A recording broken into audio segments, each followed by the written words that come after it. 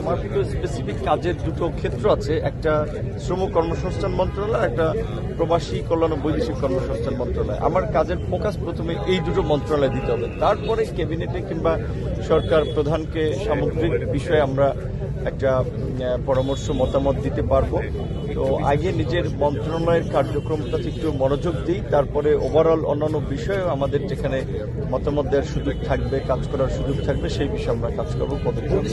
ছাত্রনেতা থেকে সংসদ সদস্য, সেখান থেকে ক্যাবিনেটের মন্ত্রী, অনুভূতিটা কি? অনুভূতিটা তো প্রথমে ভেবেছিলাম খুব স্বাচ্ছন্দ্যের, এমপি হওয়া পর্যন্ত স্বাচ্ছন্দ্য ছিল, কিন্তু এখন কিছুটা ভয়ও আছে। কারণ হচ্ছে এটা একটা তো বড় দায়িত্ব, দুটো মন্ত্রণালয়। ধরেন আমি প্রথমেই চিন্তা করছি যে আমাদের দেখা যায় প্রতি বছর ঈদ এবং কোরবানির সময় কিন্তু শ্রমিকদের বিভিন্ন প্রতিষ্ঠান বেতন না দেওয়াতে একটা আন্দোলনের ট্রেন্ড থাকে। তখন আমরা তো শুরুর দিকে দায়িত্ব নিয়েছি, কাজে এবার কি হয় জানি না। তো এখন আমি সবসময় তো সাধারণ মানুষের জন্যই কথা বলেছি, তাদের অধিকার নিয়ে আন্দোলন সংগ্রাম করেছি, তাদের জন্যই বলা চলে জীবনের যত ত্যাগ স্বীকার করেছি। তো এই মানুষদের জন্য কি করতে পারবো না পারবো এটা নিয়ে একটু ভয়। তো আশা করি আমার প্রতি সবার একটা ইতিবাচক দৃষ্টিভঙ্গি আছে, দোয়া আছে, পারবো যে কোনো চ্যালেঞ্জ মোকাবিলা করি ইনশাল্লাহ। আমাকে যে দায়িত্ব দেওয়া হয়েছে সেটা আমরা সফল করতে পারবো। Thank you.